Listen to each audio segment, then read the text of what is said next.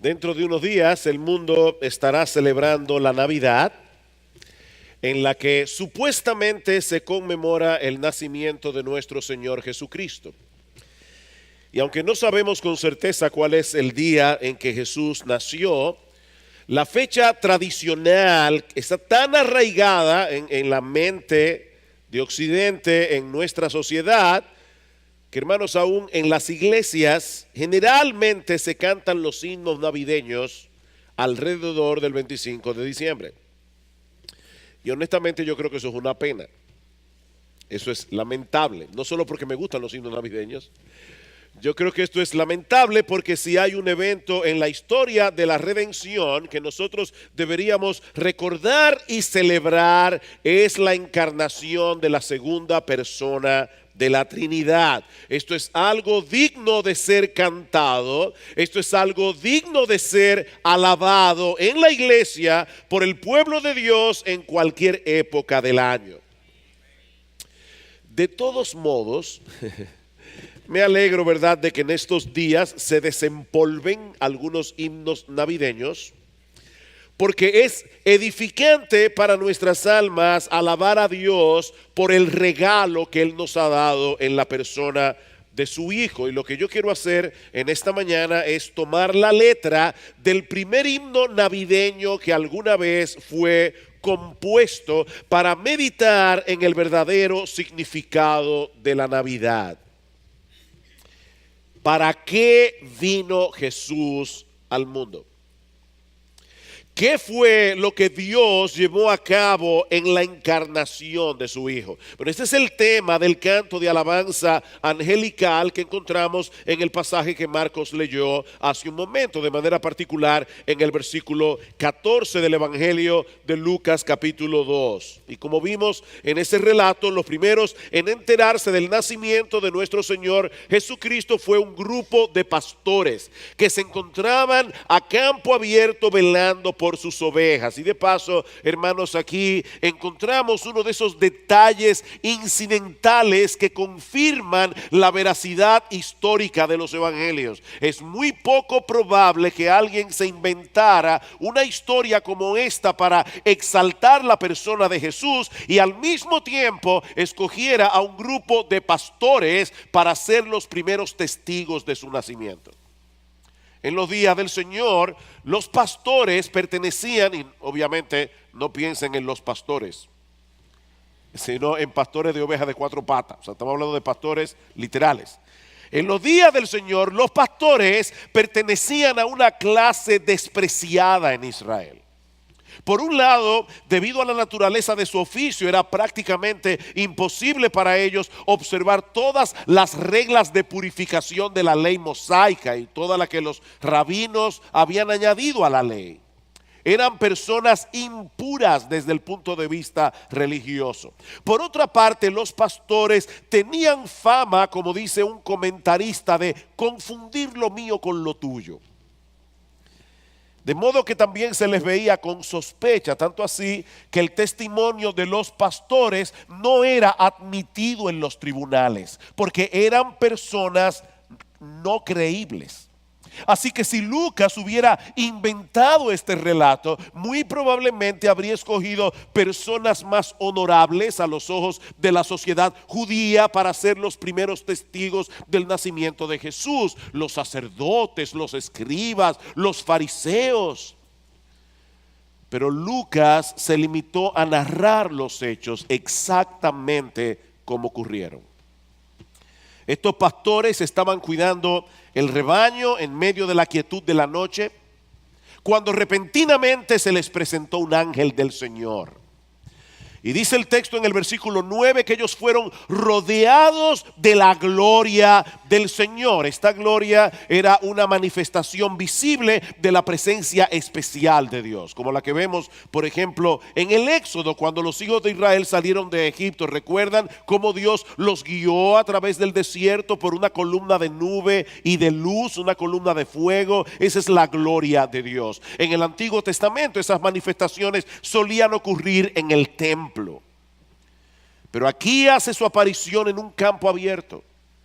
sin estar asociada a ninguna cosa típicamente religiosa. Y tal vez esto era un preámbulo de lo que el Señor le diría más adelante a la mujer samaritana. Créeme, mujer, la hora viene cuando ni en este monte ni en Jerusalén adoraréis al Padre. Dios es espíritu, y los que le adoran en espíritu y en verdad es necesario que adoren. Esta visión de la gloria de Dios obviamente produjo en los pastores un gran temor. Pero el ángel les dice que no había razón para temer, porque él había venido a traerles una noticia, él había venido a traerles un mensaje de gran gozo, que os ha nacido hoy en la ciudad de David un Salvador, que es Cristo el Señor. Y yo no sé si notaron en el texto completo que Marcos leyó al principio, el énfasis que hace Lucas en tratar de ubicar este día y este lugar en la historia. Fue en los días cuando se hizo un censo promulgado por Augusto César, cuando Cirenio era gobernador de Siria. O sea, lo que Lucas nos está diciendo es, esto no es un mito, esto no es una leyenda. Jesús no nació en Narnia, Jesús nació en Belén, una ciudad real, en un tiempo real. Os ha nacido hoy en la ciudad de David un Salvador, que es Cristo el Señor. El Mesías anunciado por los profetas, el gran rey que habrá de sentarse en el trono de David, ha nacido en la ciudad de Belén. Y esto servirá de señal, le dice el ángel a los pastores. Hallaréis al niño envuelto en pañales y acostado en un pesebre. En estos días muchas personas recrean esta escena con unas figuritas. El único problema de esos belenes, se llaman belenes, el único problema de esos pesebres es que no tienen olor y no te ayudan a entender lo que Lucas está diciendo aquí. En los días del Señor habían mesones. Generalmente las personas se hospedaban en la segunda planta del mesón, y abajo era el parqueo de los animales. O sea, las personas llegaban, dejaban sus animales allí. Era un sitio con muy mal olor, es un sitio muy poco higiénico. Jesús y María llegan a Belén, pero como muchas personas se habían movido por causa del empadronamiento, la ciudad estaba atestada de personas. Así que el mesero les dice, yo no tengo lugar, excepto en el establo, en el pesebre. Y el ángel le dice a los pastores, esta es la señal. El rey ha nacido, pero no lo encontrarán en el palacio de Herodes. El rey ha nacido, pero ustedes no lo van a encontrar en un sitio muy delicado. Ustedes lo van a encontrar en un pesebre rodeado de animales. Es probable que esa noche hayan nacido otros niños en Israel, pero solo uno había nacido en un establo en Belén. Solo uno, en las condiciones más antihigiénicas que nosotros podemos imaginar.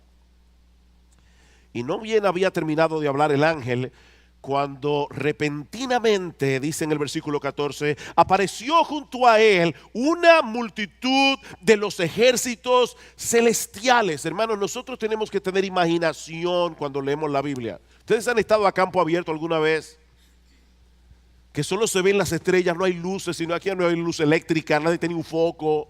Era una completa oscuridad, y de repente se aparecieron cientos y cientos y cientos de ángeles en los cielos, alabando a Dios y diciendo gloria a Dios en las alturas, y en la tierra paz entre los hombres en quienes Él se complace. Y es este canto de alabanza el que nosotros queremos considerar en la mañana de hoy, porque aquí se nos revelan los dos grandes propósitos del nacimiento de Jesús. Cristo nació para la gloria de Dios. Cristo nació para traernos paz. Nosotros recibimos un beneficio extraordinario por causa de su nacimiento, pero el foco primario de este cántico de alabanza es la gloria de Dios, no nuestro beneficio. Gloria a Dios en las alturas y en la tierra paz entre los hombres en quienes Él se complace.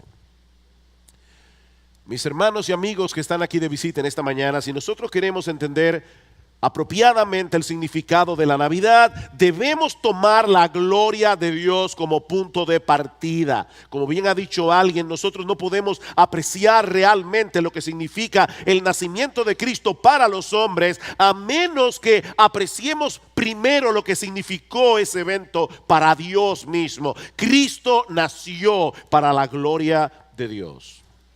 Ahora, ¿qué significa eso?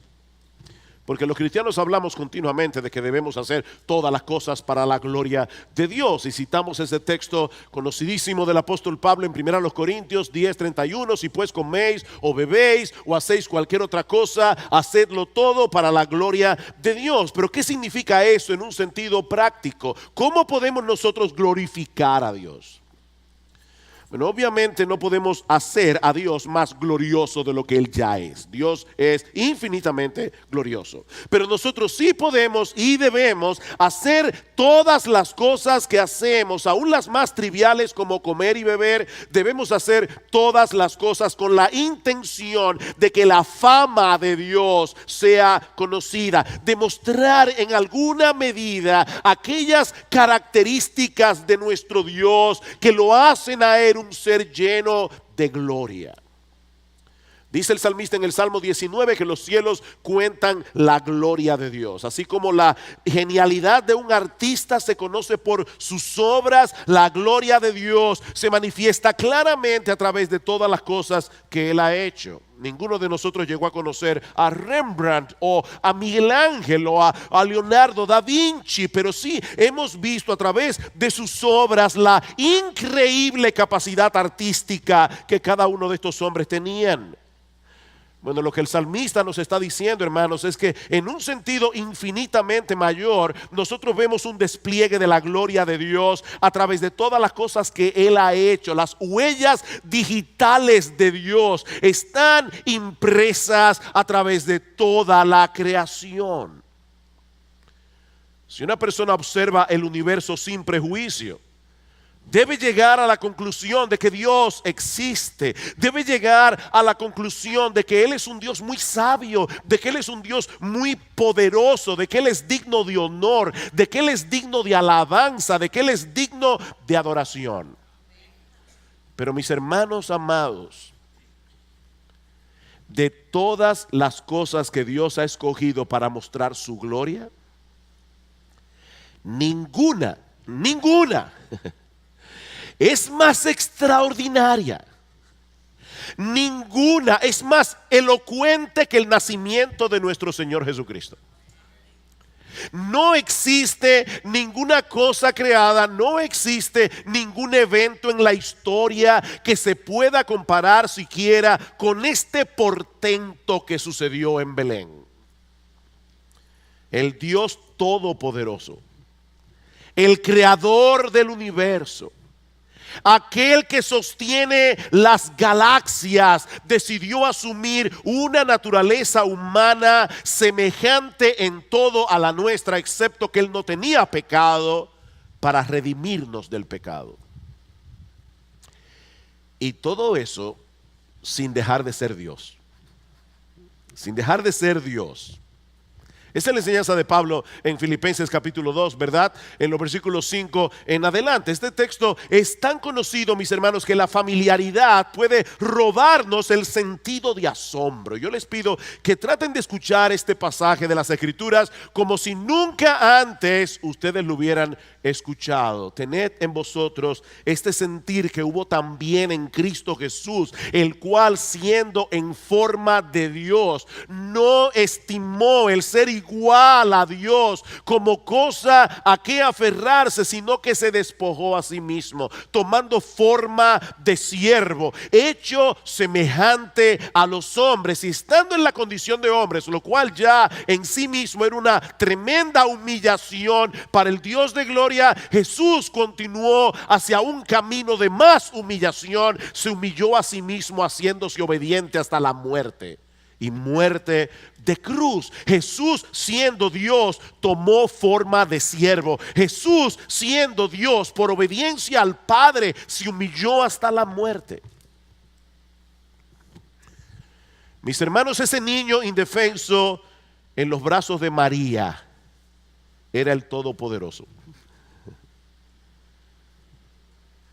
¿Ustedes oyeron eso? Déjenme repetirlo otra vez. Ese niño indefenso en los brazos de María era el Todopoderoso. Dios y hombre a la vez, al mismo tiempo, sin que su divinidad lo convirtiera en un superhombre y sin que su humanidad rebajara en nada todo lo que él era como Dios. Un autor de libros devocionales llamado Ken Gire lo pone de una manera que yo no puedo hacerlo, no tengo esa capacidad, pero él dice: la deidad vino a ser alimentada por el seno de una joven doncella. ¿Puede haber algo más misterioso o más profundo? El bebé termina de comer y suspira. La palabra divina reducida a unos pocos balbuceos. Entonces, por primera vez, sus ojos se fijan en su madre, la deidad esforzándose por enfocar. Ella toca sus manos pequeñitas y las manos que una vez esculpieron las montañas tratan de aferrarse a sus dedos. ¡Wow!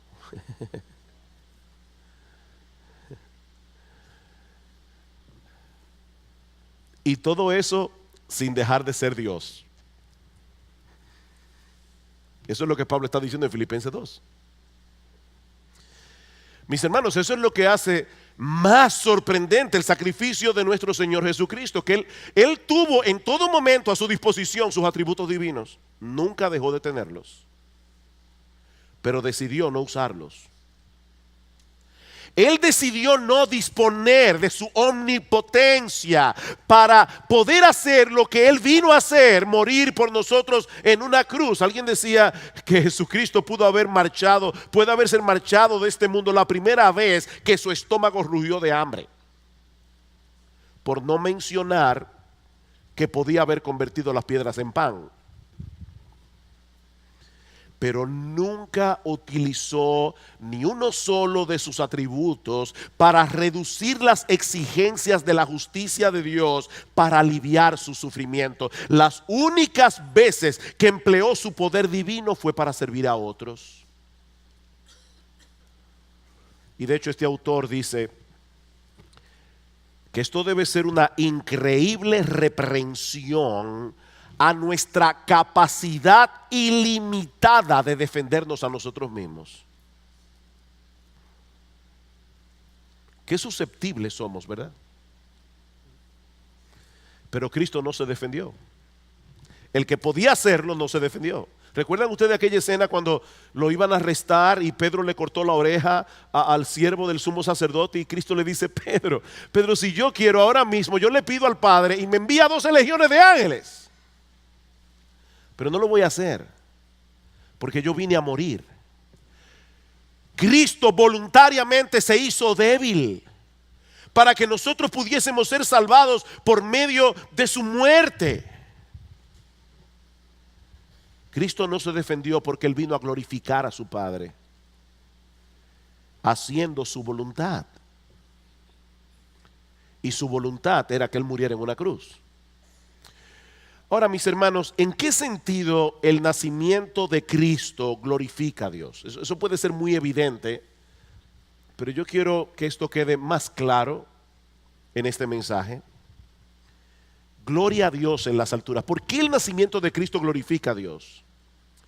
Bueno, en primer lugar, porque ese nacimiento nos muestra en una forma increíblemente sorprendente la justicia infinita de Dios.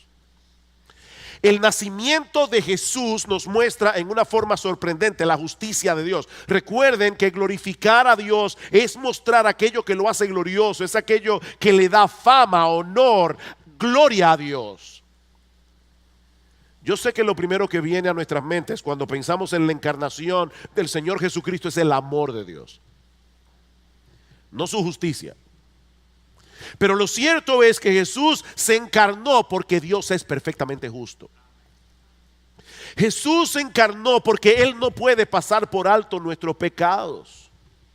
Por supuesto que Jesús se encarnó por amor, eso lo veremos en un momento. Pero mis hermanos, el amor de Dios no puede ser comprendido en toda su dimensión hasta que no tomamos en cuenta que Dios decidió amar a lo que no era en absoluto digno de su amor, sino de su ira. Tú y yo no éramos dignos de su amor. Pablo dice en Romanos capítulo 5 versículo 8 que Dios muestra su amor para con nosotros en que siendo aún pecadores, Cristo murió por nosotros. El pecado es tan natural para nosotros que nos resulta imposible entender lo que significa para Dios amar a personas como tú y como yo. Déjame ayudarte a entender esto mejor. El gobierno de los Estados Unidos de Norteamérica dedica mucho tiempo, esfuerzo y dinero para tratar de equipar a las Fuerzas Armadas. Obviamente con el propósito de defender la nación, tanto de agresiones externas como de agresiones internas. Ahora, imagínate qué sucedería si se descubriera que una división completa del ejército ha estado usando todos los recursos que el gobierno norteamericano le ha provisto para ayudar a Al Qaeda a planificar un ataque letal contra los Estados Unidos. Bueno, seguramente todos los implicados en el complot serían juzgados por alta traición, serían castigados con la pena máxima. Mis hermanos, eso es exactamente lo que el hombre ha hecho con su hacedor. Dios nos creó, Dios nos equipó para que nosotros pudiéramos vivir para su gloria. Él nos dio una mente para pensar, para que nosotros podamos entender su palabra, para que nosotros podamos entender quién Él es, lo que Él ha hecho. Dios nos dio un corazón para sentir, una voluntad para decidir, una boca para alabarle. Pero el hombre ha corrompido esos dones, el hombre ha corrompido todas esas capacidades, usándolos para su propia gloria, usándolo para su propia agenda, para mostrar a todo el mundo la increíble persona que nosotros somos. Vivimos para nuestra fama, no para su gloria. Vivimos para nuestra honra, no para la suya. ¿Y saben lo que es eso, mis hermanos? Una terrible y blasfema traición. El hombre es un traidor, el hombre es un transgresor, el hombre es un pecador culpable que merece el infierno. Eso es lo que tú y yo somos por naturaleza. Pero fue precisamente por eso que Cristo vino al mundo. Él vino a buscar y a salvar lo que se había perdido. Él vino a reconciliar al hombre con Dios a través de su propia muerte, asumiendo nuestra culpa. Él vino a restaurar nuestras personalidades dañadas por el pecado, para que podamos cumplir, aunque todavía en una forma imperfecta, el propósito para el cual fuimos creados: glorificar a Dios y gozar de Él por siempre. Dice Pablo en Tito capítulo 2 versículo 14 que Cristo se dio a sí mismo por nosotros para redimirnos de toda iniquidad y purificar para sí un pueblo propio celoso de buenas obras. Esa fue la buena noticia que los ángeles proclamaron aquella noche a los pastores: que os ha nacido hoy en la ciudad de David un Salvador, que es Cristo el Señor. Él vino a salvarnos porque estábamos perdidos, porque estábamos condenados. Es por eso que al pensar en la Navidad, mis hermanos, nuestro foco de atención no debe ser el pesebre en Belén. Nuestro foco de atención debe ser el Gólgota, en las afueras de Jerusalén. El pesebre no es un fin en sí mismo. Cristo se hizo hombre para morir en una cruz, para saldar la deuda que pecadores culpables tenemos con la justicia de Dios. De manera, mis hermanos, que en ese nacimiento la justicia divina brilla en todo su esplendor. Cuando vemos a ese bebé allí, decimos: Dios es justo. Dios es justo, Dios es santo. Él no puede pasar por alto el pecado. Pero por el otro lado, obviamente, el nacimiento de Cristo es un despliegue extraordinario de la bondad, la compasión, la misericordia, el amor de Dios. Porque de tal manera amó Dios al mundo, que ha dado a su Hijo unigénito, para que todo aquel que en Él cree no se pierda, mas tenga vida eterna. Dios, el Padre, amó tanto al mundo que estuvo dispuesto a desprenderse de lo que Él más ama para salvar a ese mundo traidor. ¡Qué amor! Él entregó al hijo de sus entrañas, si se puede decir de esa manera, para salvar a personas que lo odiaban, para salvar a personas que merecen ser condenadas. Es tal la inmensidad del amor de Dios que Él pudo vencer su propia animadversión hacia la pecaminosidad y rebeldía del mundo y entregar lo que Él más ama por ese mundo que lo aborrece. De tal manera amó Dios al mundo. Y de paso eso pone en evidencia la forma tan distorsionada como el mundo celebra la Navidad.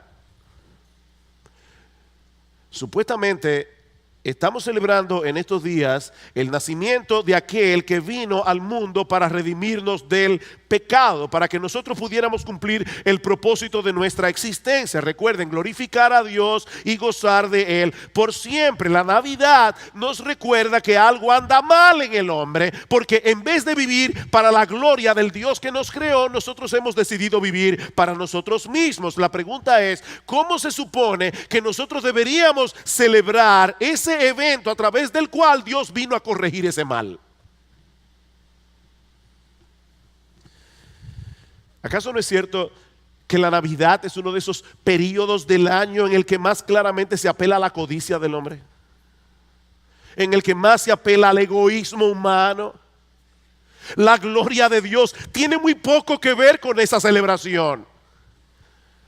Y de hecho, aún aquellos que critican el materialismo de la temporada navideña, ¿qué nos ofrecen a cambio? Que pasemos tiempo con la familia, que pensemos en los más desposeídos. Y eso está bien. Eso no está mal en sí mismo. Pero ninguna de esas cosas toca el nervio central del nacimiento de Cristo. Ninguna de esas cosas. Tan pronto nosotros ponemos al hombre en el medio del escenario, ya perdimos el foco. Perdimos el foco porque nosotros no somos los protagonistas de esta historia. El papel protagónico le pertenece únicamente a nuestro bendito Dios, que creó todas las cosas para su gloria. Así que si alguien te pregunta para qué vino Cristo al mundo, respóndele de inmediato: Él vino para la gloria de Dios. Él vino para la gloria de Dios. Él vino para hacer brillar como nunca antes la melodiosa armonía que solo puede producir la combinación de la justicia y el amor de Dios. Me encanta ese salmo que dice: la justicia y la paz se besaron. La justicia y la paz se besaron. Eso fue lo que ocurrió en la cruz del Calvario. Y eso nos lleva al segundo aspecto del nacimiento de Cristo. Él vino al mundo para la gloria de Dios. Él vino al mundo para traernos paz, por la buena voluntad de Dios. Nació para la gloria de Dios, para traernos paz. Gloria a Dios en las alturas y en la tierra paz entre los hombres. Nosotros no tenemos que escoger entre una cosa y la otra, porque una cosa sucede por causa de la otra. Noten una vez más el versículo 11 del capítulo 2. Os ha nacido hoy. ¿Vieron eso? El ángel no le dice a los pastores: les tengo una buena noticia, le nació un niño a María. No. La buena noticia es que ese niño había nacido para ellos. Os ha nacido hoy. Para ustedes y para nosotros, obviamente. En la ciudad de David, un Salvador que es Cristo el Señor. ¿Recuerdan la profecía de Isaías capítulo 9, versículo 6? Porque un niño nos es nacido, hijo nos es dado, y el principado sobre su hombro, y se llamará su nombre admirable, consejero, Dios fuerte, Padre eterno, príncipe de paz. Ese niño era admirable, consejero, Dios fuerte, Padre eterno, príncipe de paz, y nos ha nacido a nosotros. Él es el príncipe de paz que vino a traernos paz. Lo dilatado de su imperio y la paz no tendrán límite, dice el versículo 7 de Isaías capítulo 9, perdón. Y la Biblia de las Américas lo traduce de esta manera: el aumento de su soberanía y de la paz no tendrán fin. El Señor Jesucristo vino a ofrecer una paz verdadera y permanente, porque es una paz que no depende de nuestras circunstancias. Es una paz que depende del hecho de que nosotros hemos sido reconciliados con Dios. ¿Qué tipo de paz es esta? Es la paz con Dios que nos permite experimentar la paz de Dios. Es la paz con Dios que nos permite experimentar la paz de Dios. ¿Tú escuchaste eso, mi amado hermano?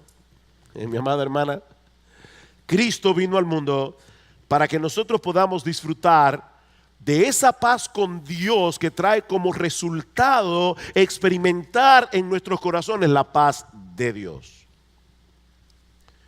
Varias veces en el Nuevo Testamento se dice que nuestro Dios es el Dios de paz.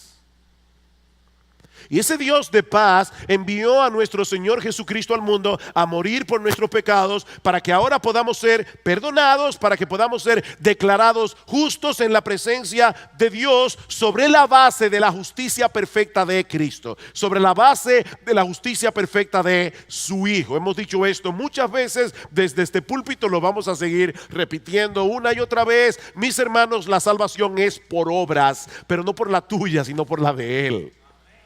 Él hizo todo lo que había que hacer para que nosotros pudiéramos ser reconciliados con Dios sin que tengamos que obrar. Romanos capítulo 5 versículo 1: hemos sido justificados por la fe, dice Pablo, y ahora tenemos paz para con Dios por medio de nuestro Señor Jesucristo. Por causa de la obra redentora de Jesús, Dios dejó de ser nuestro enemigo, Dios dejó de ser nuestro juez y ahora es nuestro Padre. Su ira fue removida. Nuestra rebeldía fue conquistada, para que ahora podamos disfrutar de paz con Dios. Ya no somos enemigos, somos sus hijos. Y una de las cosas extraordinarias que Dios hace con sus hijos es permitirles disfrutar de su paz independientemente de las circunstancias a nuestro alrededor. Cristo dijo a sus discípulos la noche antes de su crucifixión: la paz os dejo, mi paz os doy. ¿Cómo estaba Cristo la noche antes de su arresto? ¿Estaba sufriendo taquicardia? ¿Estaba angustiado? ¿Estaba lleno de ansiedad? Mi paz os doy, no os la doy como el mundo la da. No se turbe vuestro corazón, le dice a los discípulos, ni tengan miedo. Todas las promesas de Dios ahora son nuestras, mis hermanos. ¿Saben por qué? Porque Cristo es nuestro. Os ha nacido hoy. Ese es el aspecto de la paz que el mundo no puede entender. No se puede disfrutar de paz mientras estemos separados del Dios de paz. No se puede. Eso no se resuelve con ansiolíticos. No se puede disfrutar de paz separados del Dios de paz, mientras el hombre continúe viviendo para su propia gloria en vez de vivir para la gloria de Dios. Es completamente imposible que experimente paz. Por eso les decía hace un momento que nosotros no tenemos que escoger entre estos dos propósitos en lo tocante a la venida de nuestro Señor Jesucristo: la gloria de Dios o la paz de Dios. No, es la paz de Dios en la gloria de Dios. Es la gloria de Dios en nuestra paz. Dios es glorificado, nosotros somos bendecidos por la venida del Salvador. Ahora vivimos para su gloria y disfrutamos de su paz.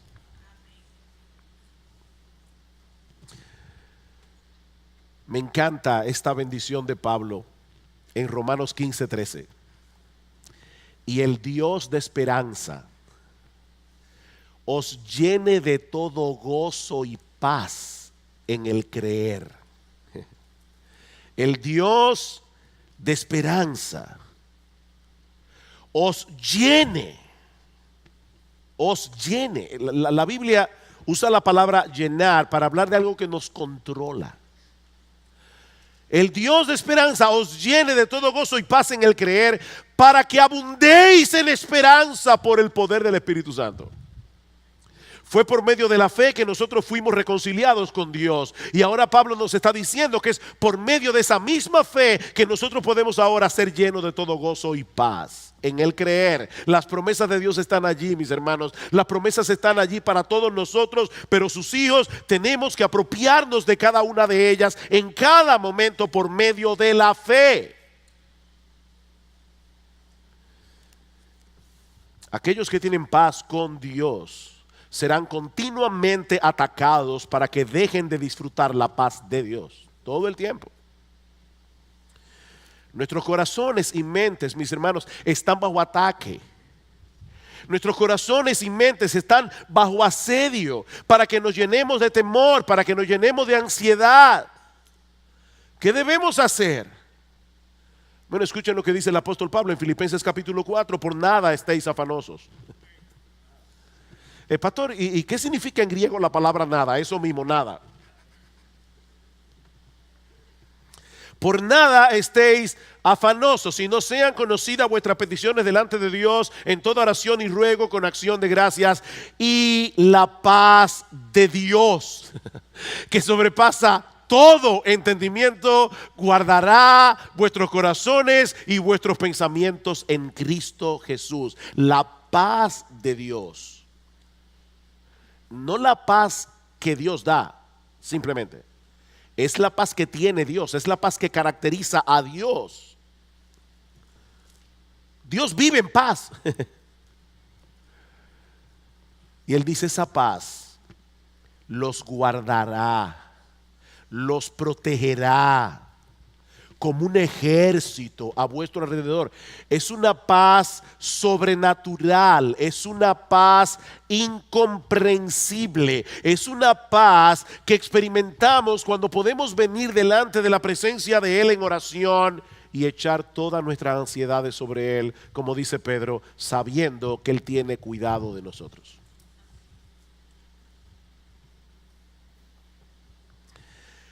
Pero hay algo más en este texto, en este cántico, que no podemos pasar por alto. Los ángeles dan gloria a Dios porque ha traído paz en Cristo sobre aquellos que Él ha hecho soberanamente objeto de su favor. ¿Vieron eso en el texto? Los ángeles no cantaron esa noche: gloria a Dios en las alturas y paz a los hombres de buena voluntad. El hombre es tan antropocéntrico, el hombre está tan centrado en él mismo, que hasta cambió la Biblia para favorecerse. Paz a los hombres de buena voluntad. ¿Y dónde están esos hombres? En ninguna parte, porque no existen hombres de buena voluntad.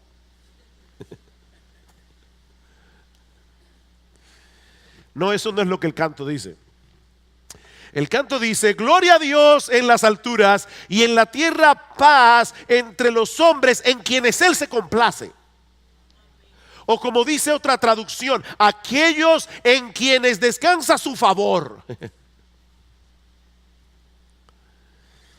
Alguien dijo una vez que todas las religiones del mundo, todas, presentan al hombre tratando de alcanzar el favor de Dios. Solo el cristianismo nos muestra a Dios alcanzando al hombre. Por eso los ángeles no exaltan la buena voluntad del hombre. Los ángeles exaltan la buena voluntad de Dios. Mi amigo, de no haber sido por la iniciativa de Dios, no habría evangelio que predicar. Spurgeon, con su agudeza, y yo sé que para algunos que no están tan versados en teología, probablemente esto no va a ser entendido del todo, pero para beneficio de otros, Spurgeon decía: los ángeles no eran arminianos. No eran arminianos que colocan en las manos del hombre la salvación. Los ángeles colocan la salvación en las manos de Dios, porque ellos eran bíblicos. Mi amigo, de no haber sido por la iniciativa de Dios, no habría evangelio. No habría evangelio que predicar. La salvación es del Señor.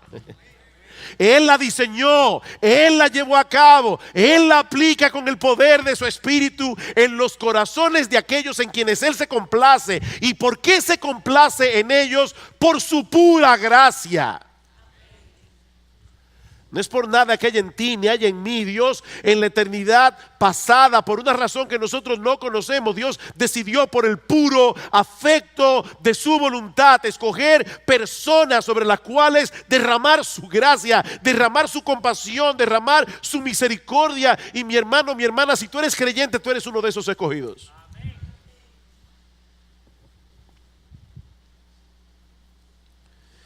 Y ahora Él ofrece libremente esa gracia a todos los que creen en Cristo. Estos son días de intercambio de regalo. Mi amigo, ¿tú quieres recibir el mayor regalo de Navidad que alguna vez te han dado? Deja de confiar en ti mismo y descansa únicamente en la obra de salvación que Cristo llevó a cabo en la cruz del Calvario. Al que no conoció pecado, por nosotros Dios a Él lo hizo pecado para que nosotros fuésemos hechos justicia de Dios en Él. En su buena voluntad Él decidió salvar al hombre rebelde, pecador, al traidor de la peor clase, a pesar del precio que Él tendría que pagar por nuestra salvación: la encarnación y la muerte de la persona a la que Él más amaba, su propio Hijo, nuestro Señor Jesucristo. Y sobre la base de esa obra redentora, hoy ofrece salvación por medio del mensaje del Evangelio para todo aquel que cree. Mi amigo, la salvación es únicamente por Cristo, es únicamente por gracia, es únicamente por medio de la fe. El mensaje del ángel a los pastores antes del cántico no es otra cosa que una presentación condensada del Evangelio. Os ha nacido hoy en la ciudad de David un Salvador, que es Cristo el Señor. ¿Cuál es el mensaje? Dios envió un Salvador porque el hombre necesitaba ser salvado. Ese Salvador es Cristo, solo Cristo, en quien debes confiar para el perdón de todos tus pecados y a quien debes someterte como Señor. Os ha nacido hoy en la ciudad de David un Salvador, que es Cristo el Señor.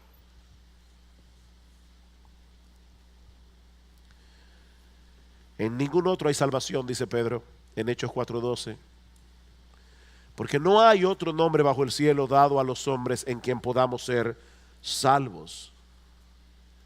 Y yo te ruego, mi amigo, en esta mañana, no te vayas de este lugar despreciando el regalo extraordinario que Dios nos ha dado en Cristo. No te vayas de aquí. El Eterno se introdujo en el tiempo. La plenitud de Dios en un bebé, como dice uno de nuestros himnos, asumiendo una naturaleza humana como la nuestra, con todo lo que eso implica, para que pecadores rebeldes no solo sean perdonados, sino también adoptados como hijos. Ven a Cristo, mi amigo, en arrepentimiento y fe, y ven ahora. Ven ahora. Para que por primera vez en tu vida puedas experimentar la paz con Dios, que trae como resultado la paz de Dios. Que Él bendiga su palabra en esta mañana, derramando abundante gracia en Cristo sobre todos nosotros.